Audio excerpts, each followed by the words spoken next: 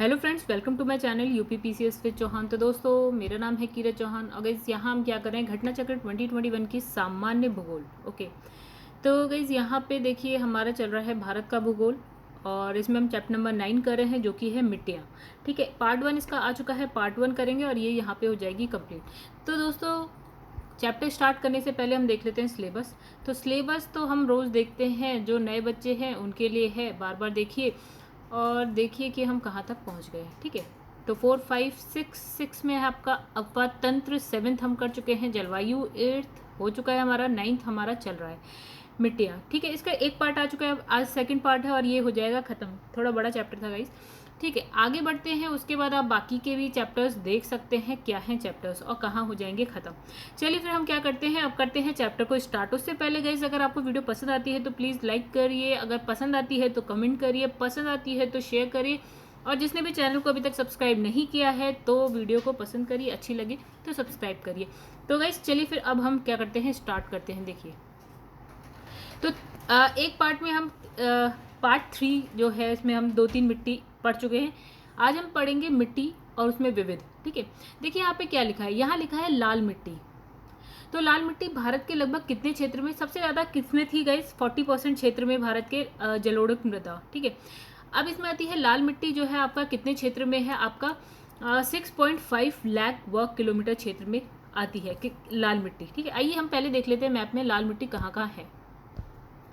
तो गाइस यहाँ पे देखिए अलग अलग तरीके की मिट्टियों के बारे में है। देखिए एक बार इस छोटे से मैप में देख लेते हैं, काफ़ी मिट्टी है, आपका रिवीजन भी हो जाएगा पुराना वाला। तो जैसे जो हमने सबसे पहली मिट्टी पढ़ी थी वो हमने पढ़ी थी काली मिट्टी, और काली मिट्टी का क्षेत्र भी हमने देखा था, जो महाराष्ट्र था, ये वाला एरिया जो था वो सारा क्या था आपका गाइस, काली मिट्टी का एरिया था। ठीक है, ये हमने देखा था। गुजरात का काठियावाड़ा हमने देखा, महाराष्ट्र है, इसमें एमपी है, इसमें कर्नाटका है, इसमें थोड़ा बहुत पार्ट आपका आंध्र प्रदेश का भी है, तेलंगाना का भी है, थोड़ा बहुत। ठीक है, चलिए फिर हम नेक्स्ट हमने कौन सी मिट्टी पढ़ी थी, काली के बाद हमने पढ़ी थी गाइस बलुई मिट्टी, नहीं लेटराइट मिट्टी पड़ी थी। तो लेटराइट मिट्टी में हमने कहा था कि जहाँ पे वर्षा अधिक होती है वहाँ पे आपको लेटराइट मिट्टी मिलेगी। तो देखिए गाइस, ये है आपकी यहाँ पश्चिमी तट पे आपको वर्षा अच्छी मिलती है, कोरोमंडल तट पे आपको वर्षा अच्छी मिलती है, आपको वेस्ट बंगाल वाली और उड़ीसा वाली साइड पे अच्छी वर्षा मिलती है, प्लस आपको मेघालय वाली साइड पे भी अच्छी वर्षा मिलती है। ठीक है, तो बाकी भी है आपके बहुत सारी जगह, लेकिन ये मेन जो जगह हैं जहाँ पे आपको बारिश मिलती है। उसके बाद हमने पढ़ा था कौन सी, ये बलुई मिट्टी पड़ी थी, या फिर हम इसको सॉरी, बलुई तो हमने नहीं पढ़ी है, हमने पढ़ी थी ये वाली जलोढ़क मृदा। ठीक है, हमने कौन सी पढ़ी थी गाइस, यहाँ पे जलोढ़क मृदा पढ़ी थी। हमने कहा था जहाँ जहाँ नदी वहाँ वहाँ आपको ये मिट्टी मिलेगी, जलोढ़क मृदा। ठीक है, जहाँ जहाँ नदियाँ होती हैं। तो गाइस देखिए, यहाँ से गंगा नदी जाती है, यहाँ से आपकी ब्रह्मपुत्र रिवर आती है। ठीक है, यहाँ से यमुना है, थोड़ी बहुत यहाँ पे फ्लो हो रही है, और उसके बाद आपको देखिए जो आपका पूर्वी तट है वहाँ पे आपको मिलेगी, जैसे कि दामोदर आती है, गोदावरी है, कृष्णा है, कावेरी, मेन नदियाँ हैं। तो ये सब आपको ऐसे करके बंगाल की खाड़ी में गिरती हुई दिखती है। यहाँ तक की कहानी हो गई हमारी खत्म। ये 3 हम पढ़ चुके थे। उसके बाद दोस्तों हम क्या बात करेंगे, देखिए यहाँ पे लिखा है लाल मिट्टी, अभी जो हम पढ़ने जा रहे हैं। तो देखिएगा इस लाल मिट्टी का क्षेत्र कौन सा है, ये देखिए जहाँ पे ये रेड कलर है ना पूरा, ये पूरा आपका क्या है, लाल मिट्टी का क्षेत्र है। चलिए यहीं तक आप करते हैं। अब हम क्या करते हैं, शुरू करते हैं लाल मिट्टी। तो लिखा है लाल मिट्टी का निर्माण जो है जलवायवीय परिवर्तनों के परिणाम स्वरूप रवेदार और कायांतरित शैलों के विघटन और क्या है वियोजन से होता है। मतलब कैसे होता है, जो रवेदार जो आपकी जलवायवीय परिवर्तन होते हैं उसकी वजह से रवेदार और कायांतरित शैलों से, इसके विघटन और वियोजन से होता है। ठीक है, अब इसमें लिखा है कि इस मिट्टी में है सिलिका और आयरन की मात्रा अच्छी खासी होती है, और इस मिट्टी का रंग जो है रेड होता है, किसकी वजह से होता है, फेरिक ऑक्साइड की वजह से होता है। ठीक है, आगे लिखा है कि लेकिन जल योजित रूप में यह क्या है, पीली दिखाई देती है। अब लिखा है लाल मिट्टी में चूना, मैग्नीशियम, पोटास, फॉस्फोरस, नाइट्रोजन और ह्यूमस की कमी होती है। तो अच्छी मात्रा में आपको क्या मिलेगा गाइस, यहाँ पे सिलिका मिलेगा, आयरन मिलेगा, कमी आपको किस किस चीज़ की मिलेगी, चूना, magnesium, potash, phosphate, nitrogen and humus. इन सबको आप मतलब इन 3 चीज़ों की, तो देखिए यहाँ पे ये इन 3 चीज़ों की कमी, उसके साथ ह्यूमस की भी कमी है। ठीक है, चलिए आगे बढ़ते हैं हम लोग। फिर लिखा है इसका जो विस्तार है वो कहाँ कहाँ है। तो गाइस इसका विस्तार आप मैप में देखिए कहाँ कहाँ आपको लगता है। ठीक है, चलिए हम देखते हैं कहाँ कहाँ हमको लग रहा है। फिलहाल देखिए कर्नाटका में साफ साफ दिख रहा है, ठीक है। छत्तीसगढ़ में आपको साफ साफ दिख रहा है, तेलंगाना में साफ दिख रहा है, उड़ीसा में दिख रहा है, छोटा नागपुर में दिख रहा है, छोटा नागपुर का पठार जो कि झारखंड में उसमें दिख रहा है। अब यहाँ पे देखते हैं पश्चिमी तमिलनाडु में भी है, तो हाँ बिल्कुल है, पश्चिमी तमिलनाडु में भी है, और एक इसमें लिखा है महाराष्ट्र में, ठीक है। तो एक इसमें महाराष्ट्र भी है, तो इसमें सच हमें सही से तो नहीं दिख रहा कहाँ पे महाराष्ट्र में, लेकिन है कहीं।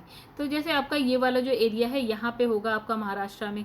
तो गाइस महाराष्ट्र कुछ इस तरह से बना हुआ है, ठीक है। हाँ बिल्कुल है, यहाँ पे देखिए महाराष्ट्र ऐसे आता है, तो महाराष्ट्र में, ठीक है। आगे बढ़ते हैं, लिखा है अब नेक्स्ट मिट्टी है पर्वतीय मिट्टी। तो हम पहले देख लेते हैं पर्वतीय मिट्टी है कहाँ कहाँ, जिसमें सीधी लाइनें हैं। तो वैसे देखिए पर्वतों में पर्वतीय मिट्टी पाई जाएगी, ये सारी है, देखिए यहाँ पे है, सिक्किम में है आपका, और यहाँ अरुणाचल प्रदेश में, ठीक है, और कहीं तो नहीं दिख रही है। चलो आगे पढ़ते हैं।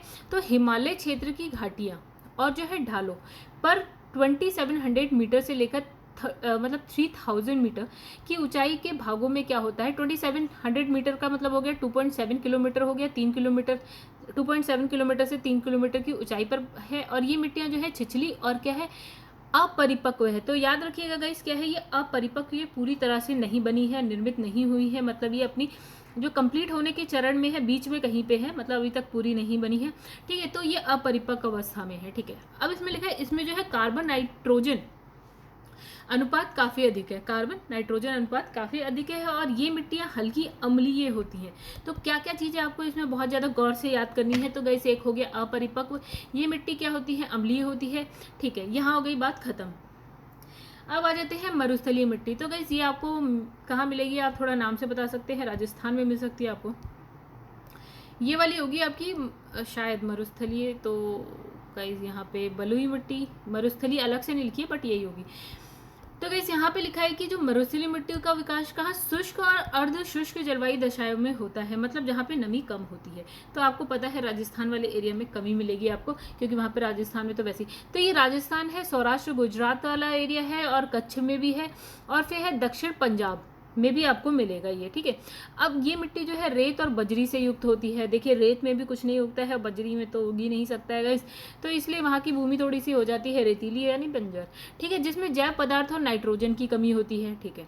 अब लिखा है, देखिए अब कहानी ये है कि जो दलहनी फसलें होती है ना, वो क्या करती हैं, वायुमंडलीय नाइट्रोजन स्थिरीकरण के रूप में मृदा को नाइट्रोजन से भरपूर कर देती हैं। मिट्टी में नाइट्रोजन का स्थिरीकरण करने वाली प्रमुख फसलें कौन कौन सी हैं। देखिए गाइस क्या होता है कि हमारे जैसे हमारी जो मिट्टी है ना भारत की, उसमें नाइट्रोजन की काफ़ी कमी मिलती है। अब इसके लिए कहते हैं कि भैया आप एक फसल लगाओ, उसके बाद नाइट्रोजन वाली कुछ ऐसी फसल लगा दो, ठीक है, जो नाइट्रोजन का स्थिरीकरण करे, यानी कि जलवायु से नाइट्रोजन को ले और कहाँ मिट्टी में मिट्टी मतलब जो है आपकी जो मृदा है उसमें उसका स्थिरीकरण करे। तो गैस हम क्या करते हैं, उसके लिए हम यूज़ करते हैं दलहनी फसलों का। और गैस यहाँ पे अगर हम बात करें तो कौन कौन सी होती हैं वो दलहनी फसलें, इसमें कुछ लिखी है, अल्फा ड्राई बीन्स, गारबेंजो बीन्स, मटर है, सोयाबीन है, उड़द है, दाल जो होती है ना दलहनी फसलें काफ़ी हैं वो, ठीक है। तो आप ये समझ गए होंगे यहाँ पे हिसाब किताब। हमने यहाँ 2-3 मिट्टी पढ़ ली, लाल मिट्टी पढ़ ली, पर्वतीय पढ़ ली, मरुस्थलीय पढ़ ली, और बाकी हमने 2-3 जो है पिछले चैप्टर में पढ़ ली थी। अब यहाँ देखिए क्वेश्चन आंसर करते हैं। तो इसमें लिखा है पश्चिमी राजस्थान की मिट्टी में किसकी मात्रा अधिक है। तो गाइस राजस्थान की मिट्टी में क्या होगा, या तो इसमें लिखा है कैल्शियम। देखिए यहाँ पे क्या होता है, आपको रेत मिलेगी और बजरी मिलेगी, तो कैसे इसमें क्या है, कैल्शियम की मात्रा अच्छी खासी मिलेगी। आइए इसकी जो व्याख्या है उसको पढ़ते हैं। तो इसमें लिखा है पश्चिमी जो राजस्थान है उसके अंतर्गत जैसलमेर, बीकानेर, बाड़मेर, जालौर, जोधपुर, गंगानगर, सिरोही, झुंझुनू, पाली और सीकर जिले आते हैं। और इन जिलों में क्या है, मिट्टी जो है चूना यानी कि कैल्शियम के लवण आधारित क्षारीय और लवणीय प्रकार की होती है। कैसी होती है, चूना होता है उसमें, ठीक है। तो जब आप राजस्थान जाएंगे तो आपको जो चट्टानें मिलती है ना, उसमें जो चूना है वो भी आपको काफ़ी मिलेगा, ठीक है। जो संगमरमर होता है गाइस आपको राजस्थान में मिलेगा। फिर लिखा जाता है इस क्षेत्र की मिट्टी में कैल्शियम की अधिक मात्रा पाई जाती है। तो चूना में तो कैल्शियम होता है वैसे आप जानते हैं। लेकिन निम्नलिखित में से कौन सी फसल मृदा को नाइट्रोजन से भरपूर कर देती है। तो गाइस दलहनी फसलें करती हैं, और दलहनी फसलों में अभी हमने क्या मटर भी देखा। तो देखिए क्या करती है, नाइट्रोजन का स्थिरीकरण करती है दलहनी फसलें, ठीक है। अब इसमें कौन कौन सी है, अल्फा है, ड्राई बीन्स है, गारबेंजो बीन्स है, मटर है, सोयाबीन है, उड़द है, अभी हम पढ़ के आए हैं। फिर लिखा है भूमि की उर्वरकता बढ़ाने के लिए निम्न में से कौन सी फसल जो है उगाई जाती है, उर्वरकता बढ़ाने के लिए। तो यहाँ पे क्या है, देखिए उर्वरकता बढ़ाने के लिए सी है, उड़द है यानी कि दाल, वही तो लिखा है उपरोक्त फसलों में से जो है भूमि की उर्वरकता बढ़ाने के लिए उड़द की फसल उगाई जाती है और कभी कभी इसका हरी खाद के रूप में भी प्रयोग किया जाता है। मतलब ये खाद का काम करती है। देखिए हम नाइट्रोजन के लिए क्या डालते हैं गाइस, हम उर्वरक डालते हैं, राइट, फर्टिलाइजर्स डालते हैं जिसमें नाइट्रोजन की अच्छी खासी मात्रा होती है, ठीक है, खाद डालते हैं तो ये भी वही काम कर रही है, आपकी नाइट्रोजन की मात्रा को बढ़ाने के लिए होती है, वो भी वही काम करती है। तो इसको हम क्या उर्वरक कह सकते हैं, हरी उर्वरक, ठीक है। इसमें लिखा भारत के कुछ भागों में यात्रा करते हुए आप देखेंगे कि कहीं कहीं लाल मिट्टी पाई जाती है, ठीक है। मिट्टी के इस रंग का प्रमुख कारण क्या है, मिट्टी का जो लाल रंग है वो किस वजह से आता है, तो हमने क्या पढ़ा था, हमने पढ़ा था फेरिक ऑक्साइड की वजह से। तो देखिए ये पूरा वही है जो हम नोट्स में पढ़ के आए हैं कि लाल मिट्टी का निर्माण जो है जलवायु परिवर्तन के परिणाम स्वरूप जो रवेदार होती है और कायंतित शैल उसमें विघटन होता है, वियोजन होता है, उसकी वजह से लाल मिट्टी बनती है। एक चीज कौन कौन सी दो शैल याद रखनी है आपको, रवेदार और कायंत्रित शैल, ठीक है। अभी कायंत्रित शैल क्या होती है, आग्नेय शैल क्या होती है गाइस, ये सब भी आएगा, एक चैप्टर है इसमें भी पूरा, ठीक है, हम तब पढ़ेंगे। तो अब इसलिए लिखा है कि इस मिट्टी में सिलिका और जो आयरन की अच्छी खासी मात्रा होती है, ठीक है। और ये जो है इसका रेड कलर किसकी वजह से आता है, फेरिक ऑक्साइड की वजह से आता है। और ये क्या कहता है, जल योजित रूप में ये क्या है, पीली रंग की दिखाई देती है, पीली दिखाई देती है, ठीक है। अब लिखा है कि भारतीय मृदाओं में जिन सूक्ष्म तत्वों की सर्वाधिक कमी होती है, इसमें लिखा है तांबा, लोहा, मैग्नीशियम और जस्ता। तो वैसे इसका आंसर है जस्ता, जस्ता की कमी होती है, मतलब इन सब में जस्ता की अच्छी खासी कमी होती है। और बस इतना ही है। अब लिखा है हिमालय की मिट्टियों में ह्यूमस प्रचुर मात्रा में पाया जाता है, एक और आर में लिखा है कि यानी कि कारण में लिखा है कि हिमालय में सर्वाधिक क्षेत्र वनाच्छादित है। तो इस देखिए इसका आंसर है डी, यानी कि पहला वाला गलत हो गया, यानी कि हिमालय के क्षेत्रों में ह्यूमस की कमी होती है। मिट्टी हम पढ़ेंगे एक जगह, तो गाइस मिट्टी तो यहाँ पढ़ रहे हैं, जब हम वर्ल्ड ज्योग्राफी में एक जगह पढ़ेंगे तो आप वहाँ पे भी इन सब चीज़ों के बारे में पढ़ेंगे, ठीक है। तो पहला वाला तो गलत था गाइस, ह्यूमस की तो कमी होती है, ठीक है। और दूसरा इसमें लिखा है कि सर्वाधिक हिमालय पे क्या वनाच्छादित होता है, हिमालय, तो ये सही है, ठीक है। हिमालय में अधिकतर आपको वन मिलेंगे, वनाच्छादित होता है, तो इसमें कुछ नहीं है समझाने वाला। ये इसमें लिखा है करेवा अमृतिका, ओके देख लेते हैं गाइस यहाँ पे, ठीक है, इसमें कुछ नहीं है। इसमें लिखा है करेवास मृतिका जो जैफ्रॉन, जैफ्रॉन मतलब होता है केसर के लिए मतलब जैफ्रॉन के उत्पादन के लिए उपयोगी है, पाई जाती है। तो इसमें लिखा है, देखिए आपको पता है कि जो वो है क्या बोलते हैं केसर है, वो सिर्फ और सिर्फ भारत में ना एक जगह मिलेगा, आप कहाँ पहुँचेंगे, जब जम्मू कश्मीर में। तो देखिए इसका आंसर जो है ना कश्मीरी हिमालय में, यानी इसका आंसर है एक कश्मीरी हिमालय। तो इसमें लिखा है जैफ्रॉन यानी कि केसर की खेती कश्मीर घाटी में प्रसिद्ध है। जो करेवा मिट्टी यानी कि वुदुर में उपजाई जाती है, इस ताजे जल द्वारा जमा की गई मिट्टी है, ठीक है, ये ताजे जल द्वारा जमा की गई मिट्टी है। आगे बढ़ते हैं दोस्तों, पौधे को सबसे अधिक पानी किस मिट्टी में मिलता है, तो गाइस कहाँ मिलता है, चिकनी मिट्टी में। चलिए मतलब जो चिकनी मिट्टी होती है ना, वो उसके जो जल ग्रहण करने की जो क्षमता होती है ना, वो सबसे ज़्यादा होती है दोस्तों। तो देखिए यहाँ लिखा है चिकनी मिट्टी में जल धारण करने की या ग्रहण करने की क्षमता सबसे अधिक होती है, इसलिए पौधे को सबसे अधिक पानी क्या है, इसी मिट्टी में मिलता है।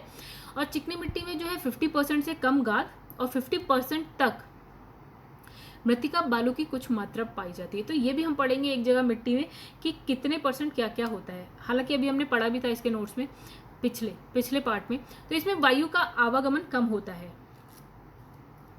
जिससे जल क्रांति हो जाती है। इसका मतलब क्या है, देखिएगा चिकनी मिट्टी में क्या होते हैं ना, जो कण होते हैं ना मिट्टी के, वो बहुत पास हो जाए, ठीक है, बहुत पास होते हैं, जिसकी वजह से उसके अंदर जो एयर है ना वो कम होगी। अगर वही कण दूर दूर होंगे तो देखिएगा आप, एक कण ये है, एक कण इतनी दूर दूर है, तो देखिए बीच बीच में तो एयर यानी कि वायु का आवागमन आसानी से हो जाएगा। लेकिन यही कण अगर आपके बहुत पास होंगे तो देखिए वायु को आने जाने के लिए क्या होगा, मुश्किल होगी, और यहाँ पे जल ग्रहण करने की क्षमता इसमें ज़्यादा होगी, और इसमें क्या होगा, जल रिस के क्या है, नीचे चला जाएगा। आई होप आपको ये समझ में आया हो, ठीक है। अब देखिए यहाँ पे एक मिट्टी के बारे में थोड़ा सा आएगा, लिखा है निम्नलिखित में से किस कण का जो व्यास है, ये भी आपको पता होना चाहिए, 0.002 मिलीमीटर से कम होता है। चलिए इसकी सीधे करते हैं व्याख्या, तो व्याख्या में आपको कुछ नया मिलेगा जानने को। तो गाइस इसकी देखिए जो मृतिका यानी कि क्ले है, उसका व्यास होता है 0.002 मिलीमीटर से कम। चलिए आगे बढ़ते हैं। तो इसमें लिखा है जो गाद है, तो आपको ये याद होना चाहिए कि मृतिका का व्यास कितना है, गाद का व्यास कितना होता है 0.002 मिलीमीटर से लेकर 0.06 मिलीमीटर के मध्य होता है। और जो आपकी महीन बालू यानी कि रेत होती है उसका व्यास कितना होता है 0.06 मिलीमीटर से लेकर 2 मिलीमीटर के मध्य होता है। व्यास क्या होता है गाइस, अगर ये गोला है, ये हो गई यहाँ से यहाँ तक उसकी त्रिज्या r बोलते हैं यानी कि रेडियस, और जब आप ये पूरा ले लेते हैं तो गाइस ये हो जाता है आपका व्यास, डायमीटर, राइट। चलिए, तो यानी कि अगर ये इतना है तो इसके मतलब अगर हम बात करें गाद की तो इसके ये जो आपकी परिधि है यानी सॉरी आपका जो व्यास है, तो व्यास आपका किसके 0.002 mm से लेकर यानी कि मिलीमीटर से लेकर 0.06 मिलीमीटर तक होगा, यानी इसके साइज की बात हो रही है। अब नेक्स्ट इसमें पार्ट जो आता है वो है अम्लीय और क्षारीय मृदा। लिखा है कि मिट्टी का पीएच मान कम होना मिट्टी की अम्लीयता को और पीएच मान अधिक होना मिट्टी की क्षारीयता को प्रदर्शित करता है। ठीक है, एक पीएच मान का मान लेते हैं कि स्केल है, अगर ये कम है, ठीक है, अगर यहाँ से कम की तरफ जाएंगे आप तो मिट्टी क्या होगी, अम्लीय होगी। लेकिन अगर यहाँ से आप ज़्यादा की तरफ जाएंगे तो ये क्या होगी, मिट्टी आपकी क्षारीय होगी। ठीक है, फिर लिखा है अधिक अम्लीय और अधिक क्षारीय मिट्टी सामान्य फसलों की मतलब मिट्टी अगर आप फसल उगाना चाहते हो तो मिट्टी ना बहुत ज़्यादा अम्लीय हो ना बहुत ज़्यादा क्षारीय हो, ठीक है, कहीं पे आके ठीक ठाक बैलेंस बनाए। अब लिखा है कि सामान्य फसल उगाने के लिए जो मिट्टी का पीएच मान होता है तो गाइस कितना होता है आपका 6 से लेकर 7 तक के बीच में होना चाहिए, 6 से 7 के बीच में होना चाहिए। ठीक है, अब लिखा है तेजाबी मृतिका अवसादी प्रकृति की होती है। तेजाबी मृतिका कहती होती है, अवसादी प्रकृति की होती है। और ये मिट्टियाँ लेटराइट, लोहमय लाल और अन्य लाल मृदा समूह की जो है मृदाएं होती हैं, मतलब तेजाबी होती है। ये कौन सी वाली, लेटराइट हो गई, लोहमय लाल और अन्य लाल, मतलब लाल और जो है लेटराइट मृदा जो है आपकी तेजाबी प्रकृति की होती है। ठीक है, अब इसका जो विकास है भू आकृति, अम्लीय मूल सामग्री और नमी युक्त जलवायु के प्रभाव से होता है। ठीक है, अब इसमें लिखा है ताप और नमी युक्त जलवायु और अत्यधिक वर्षा की स्थिति में मृदाओं की देखिएगा इस अभी क्या बोला हमने, सब मत समझिए लेकिन इतना समझिए लेटराइट के लिए नमी जहाँ वर्षा अधिक होती है। ठीक है, अब ये लिखा है देखिए जो इसका विकास है लेटराइट या लाल मृदा, तो इसमें भू आकृति, अम्लीय मूल सामग्री और नमी युक्त जलवायु के प्रभाव से होता है। ठीक है, अब इसमें लिखा है ताप और नमी युक्त जलवायु और अधिक वर्षा की स्थिति में मृदाओं की मूल सामग्री में तीव्र अपक्षयन होता है। मतलब इसने कहा कि जो सामग्री होती है वो क्या होता है, उस पर क्या होने लगता है, अपक्षयन होता है। अपक्षयन किस किस वजह से लिखा है, ताप, नमी युक्त जलवायु और अधिक वर्षा। एक जगह हमने लेटराइट मिट्टी की बात करी थी तो गाइस उसमें हमने बोला था अपक्षालन होता है, यानी कि लीचिंग होती है, यानी कि निक्षालन होता है, यानी कि जो तत्व होते हैं मिट्टी के वो पानी के साथ बहकर नीचे चले जाते हैं। ठीक है, तो गाइस इसमें लिखा है और क्षारों की लीचिंग काफ़ी बढ़ जाती है। लीचिंग मतलब वही जो पानी के संग नीचे बह जाता है। अब लिखा है उच्च तापमान के साथ भारी वर्षा और अत्यधिक लीचिंग से क्या है, अम्लीय मृदाओं का निर्माण होता है।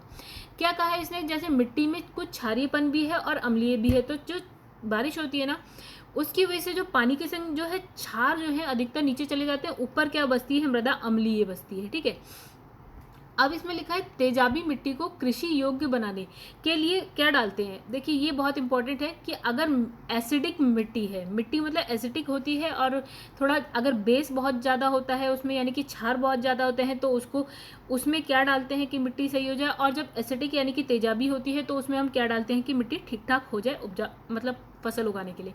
अगर एसिडिक या तेजाबी है मिट्टी तो हम उसमें क्या डालते हैं, चूना डालते हैं यानी कि लाइम डालते हैं मिट्टी को ठीक करने के लिए। ठीक है, चलिए आगे बढ़ते हैं। तो यहाँ पे लिखा है भारत में क्षारीय मृदा। अब ये क्षारीय मृदा कहाँ मिलती है, आपकी शुष्क भागों में मिलती है और अर्ध शुष्क भागों में मिलती है। मतलब जहाँ पे आपको क्या मिलेगी, नमी कम मिलेगी और दलदलीय क्षेत्रों में आपको मिलेगी। ठीक है, शुष्क, अर्धशुष्क और तीसरा दलदलीय क्षेत्रों में भी आपको क्षारीय मृदा ही मिलती है। ठीक है, तो इस मिट्टी की उत्पत्ति जो है शुष्क अर्धशुष्क भागों में जल ताल के ऊंचा होने और जल प्रवाह के क्या है दोषपूर्ण होने के कारण होती है।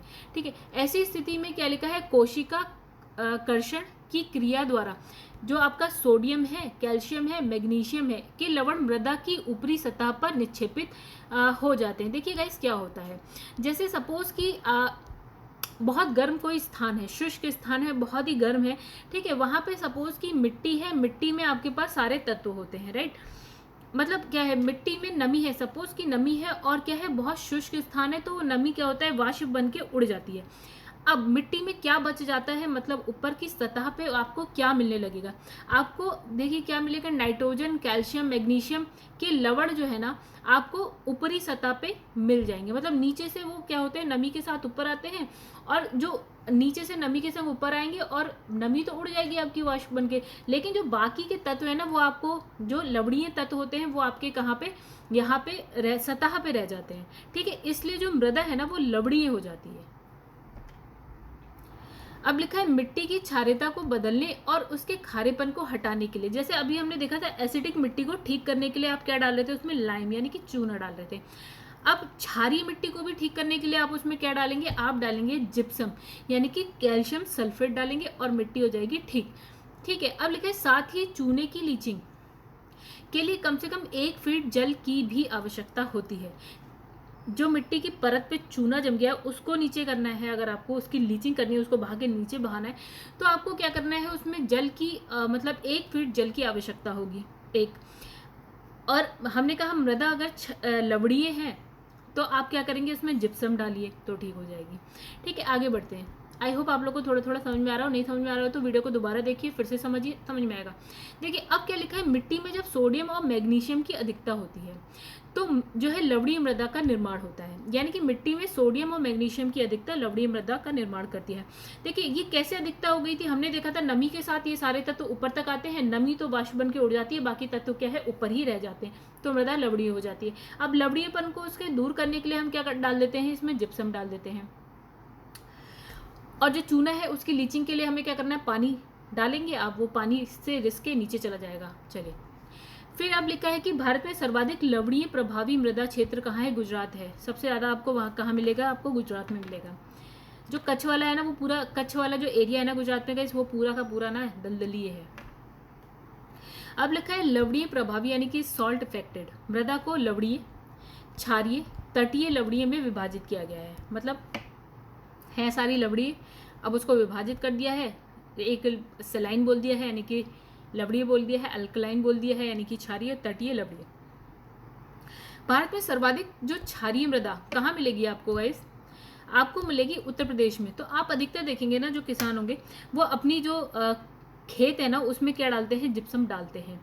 और अभी तो नहीं, लेकिन जब अंग्रेजों का टाइम था गाइस तो उस टाइम क्या है, बहुत सारी जगह ऐसी थी उत्तर प्रदेश में जहाँ पे जिप्सम का प्रयोग बहुत ज़्यादा किया गया था, और आज वो जगह कुछ बंजर सी हो गई है।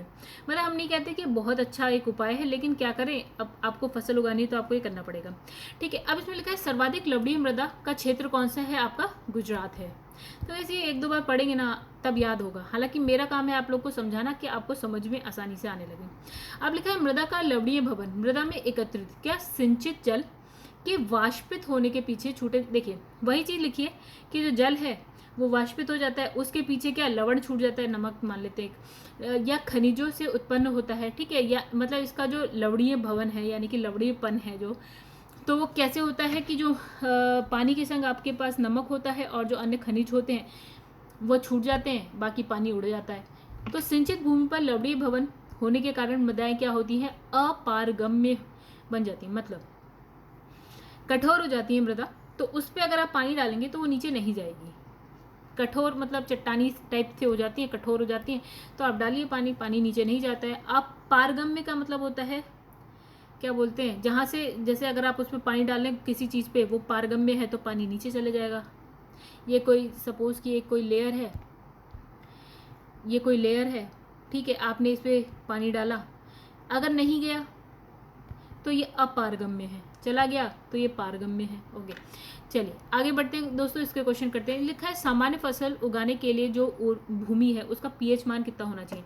तो गाइस हमने पढ़ा था 6 से 7, तो इसका आंसर है सी, 6 से 7 होना चाहिए।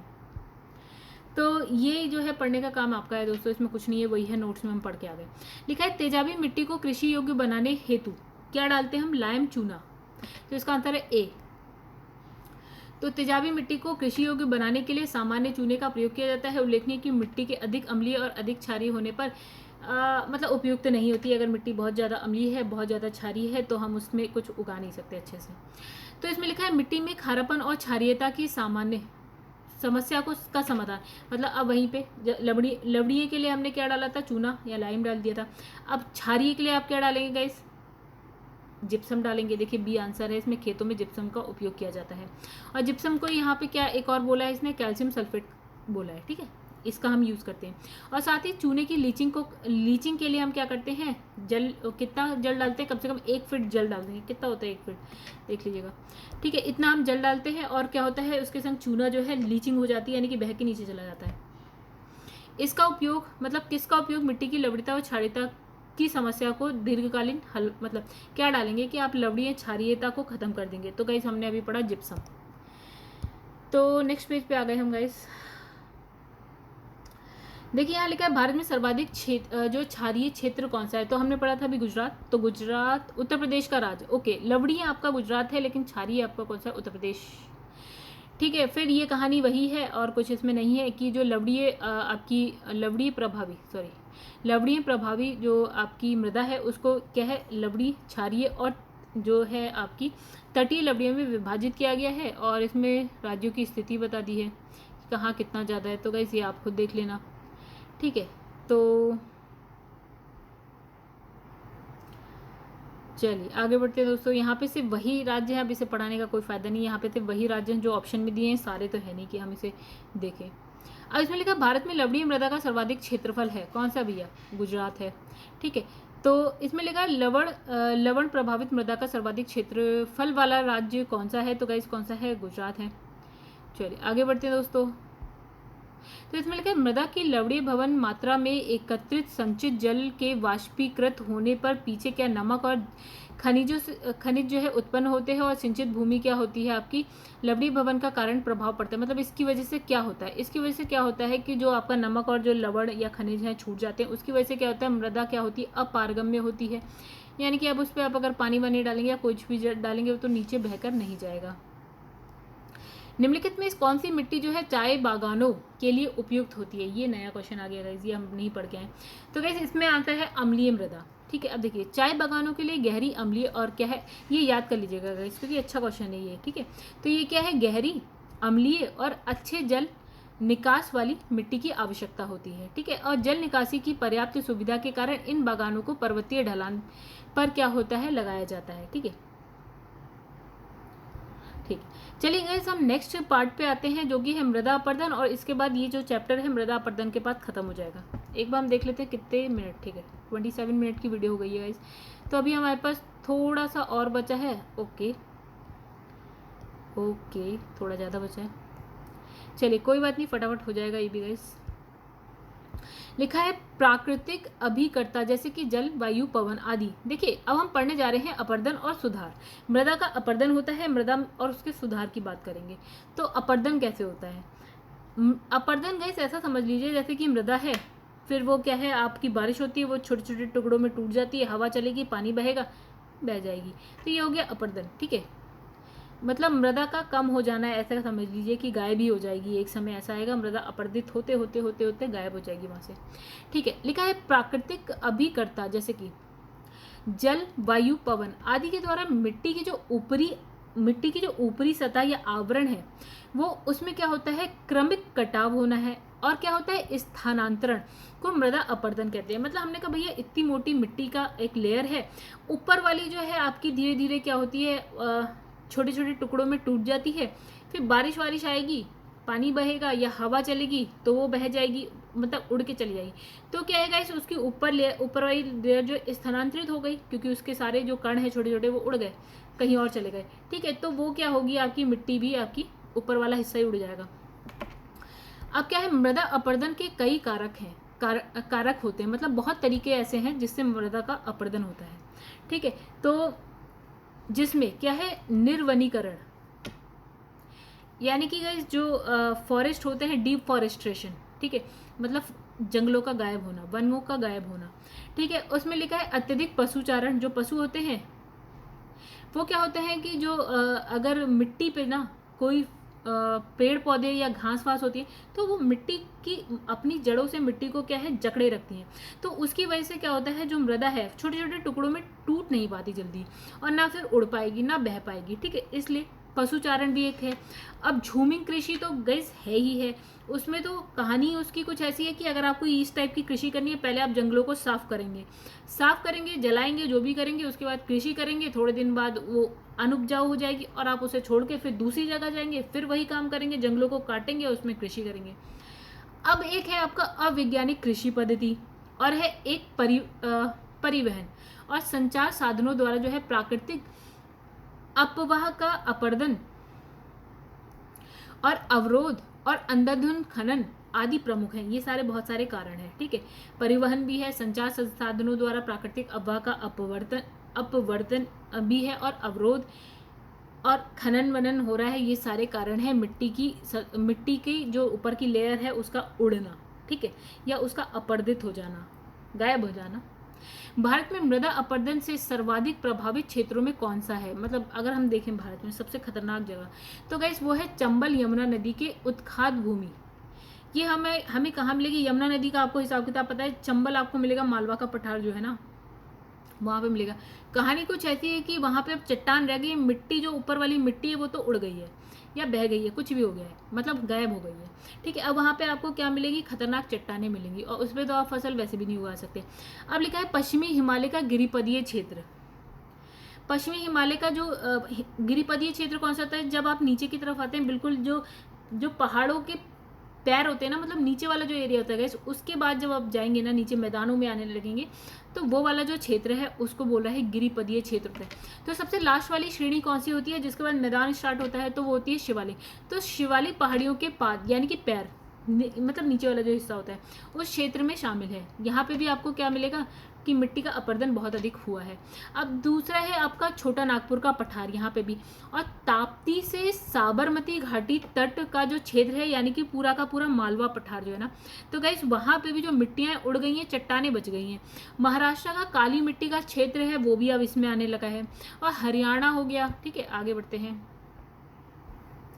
हरियाणा है, राजस्थान है, गुजरात है। गुजरात के जो शुष्क क्षेत्र हैं वो इसमें आने लगे हैं।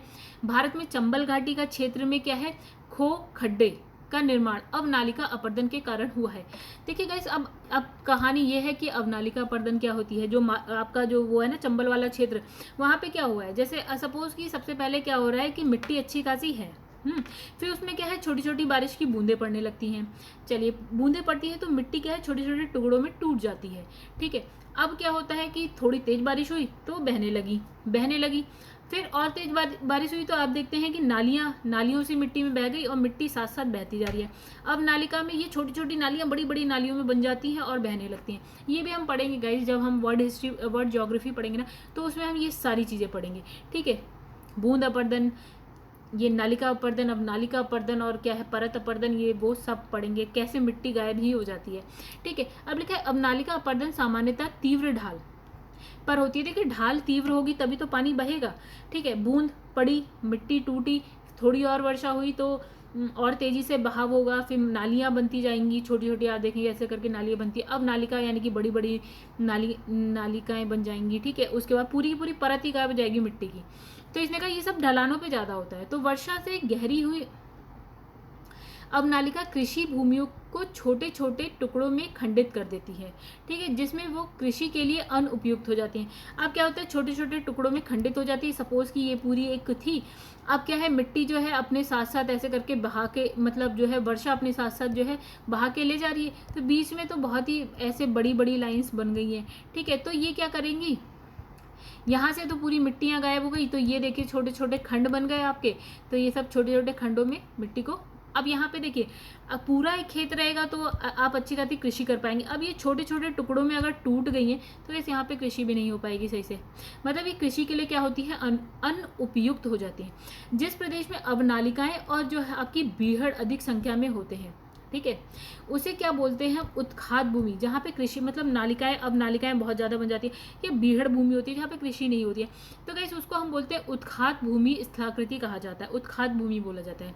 ठीक है, मृदा अपरदन प्रक्रियाओं का क्रमिक अनुक्रम इस प्रकार है। देखिए कैसे, चलिए कहानी तो यहीं आ गई है हमारी। देखिए एक होता है आपका असफाल या बूंदाघात अपर्दन। हमने कहा कि बारिश की छोटी छोटी बूंदें गिरती हैं। देखिए वर्षा की बूंदों के मिट्टी पर आघात, यानी कि जो आघात मतलब चोट लगती है, मतलब बूंदें गिरती हैं उस पर चोट लगती है।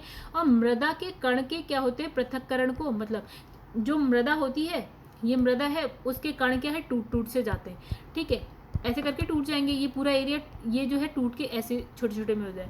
तो इसको हम क्या बोलते हैं, असफाल या बौछार या बूंदघात अपर्दन के नाम से जाना जाता है।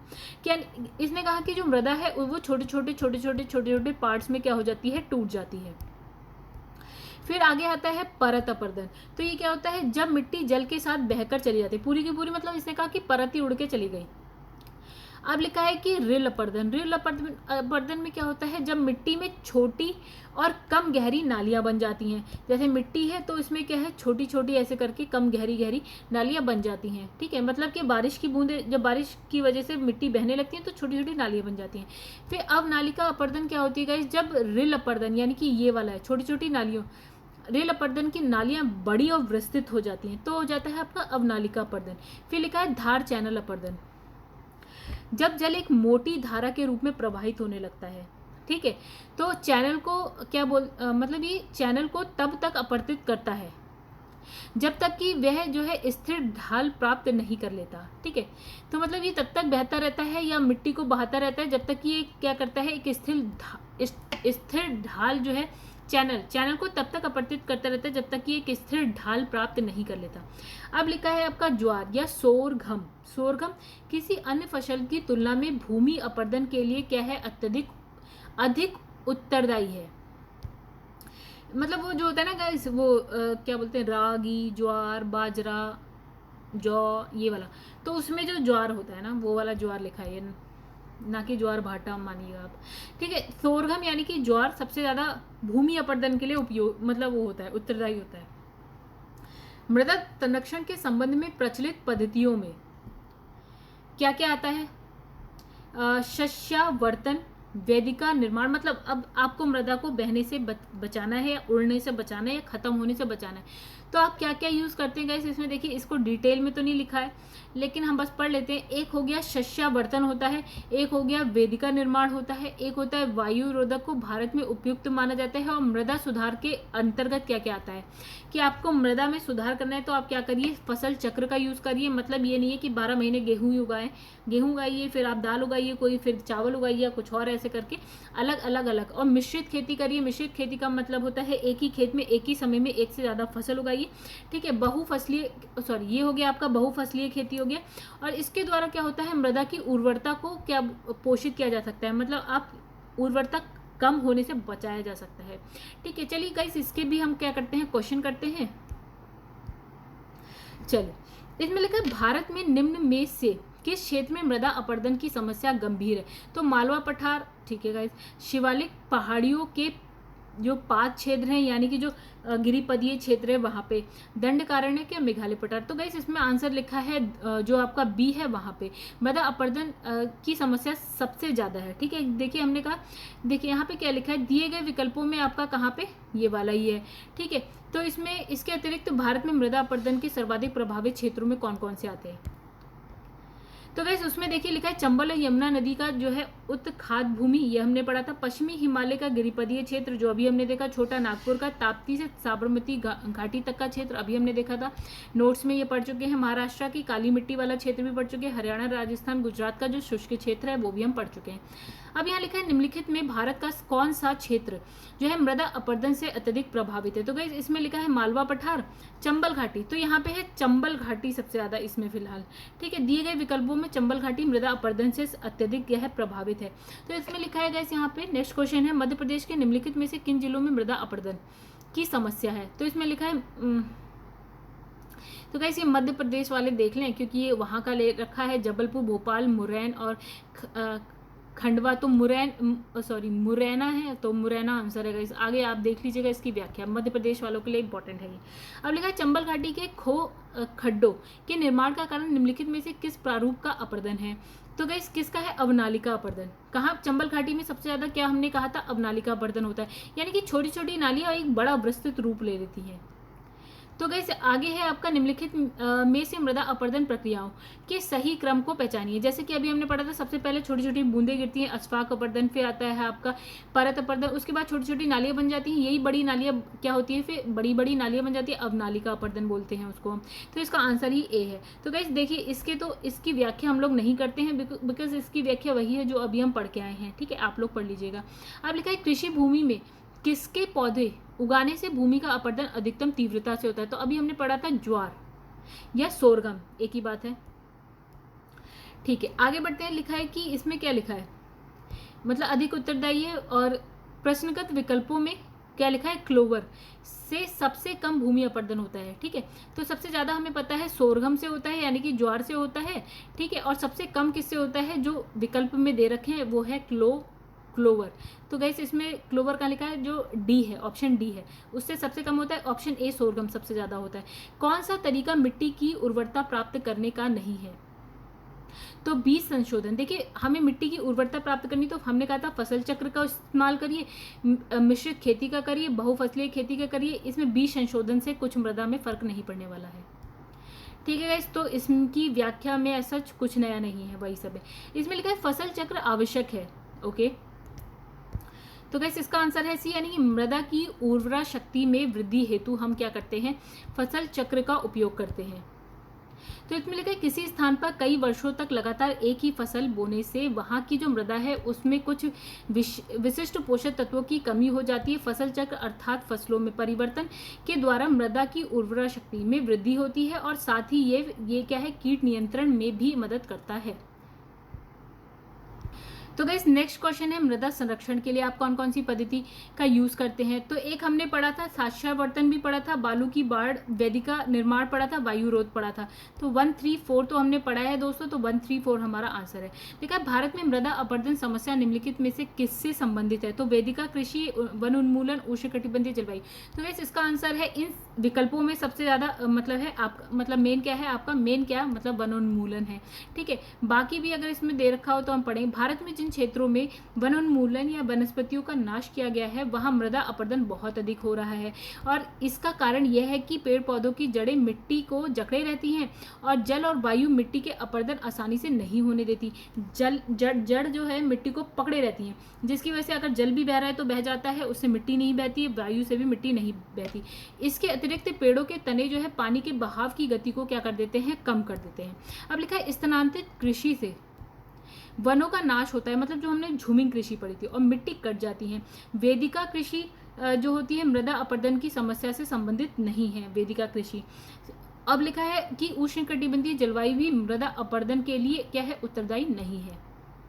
चलिए गाइस ये लास्ट 1-2 क्वेश्चन और बचे हैं। यहाँ पे लिखा है मृदा अपरदन रोका जा सकता है, कैसे रोका जा सकता है, वनारोपण से, मतलब आप पेड़ उगाइए उससे रोक सकते हैं। कि हमने पढ़ा था कि जो मृदा की जो जड़ें हैं ना वो मिट्टी को बहने से रोकती हैं, तो वनारोपण हो गया। सौपानी समोच्च रेखीय कृषि, इसके बारे में हम पढ़ेंगे गाइस एक बार पूरा कि ये क्या पहाड़ों पे होती है, ठीक है। अतिरिक्त चारण हो, मतलब अतिरिक्त अतिचारण और स्थानांतरित कृषि पर रोक लगा दी जाए, मतलब पशु जो खाते हैं ना घास वास ये सब, ये कम हो जाए आपका, स्थानांतरित यानी कि झूमिंग कृषि कम हो जाए आपका, और मेड़ बंदी होने लगे। इस वजह से भी क्या है, आप मृदा का जो अपरदन है उसको रोक सकते हैं। मृदा क्षरण को रोका जा सकता है, सी लिखा है वन रोपण, ठीक है गाइस। तो यहाँ पे जो है हमारा पूरा का पूरा जो है चैप्टर हो गया खत्म। तो दोस्तों अगर आपको वीडियो पसंद आई हो तो प्लीज़ वीडियो को करिएगा लाइक, पसंद आई हो तो कमेंट करके हमें ज़रूर बताइएगा, पसंद आई हो तो अपने दोस्तों के शेयर भी करिएगा, और जिसने भी चैनल को अभी तक सब्सक्राइब नहीं किया है दोस्तों कर लीजिएगा। मेरा चैनल #UPPCS चौहान। तो दोस्तों नेक्स्ट वीडियो में हम मिलेंगे नेक्स्ट चैप्टर के साथ। आई होप आप लोग को वीडियो पसंद आई हो तो प्लीज़ कमेंट जरूर करिएगा। तब तक के लिए गाइस नई वीडियो के लिए वेट करिए आप, ठीक है। तब तक के लिए धन्यवाद।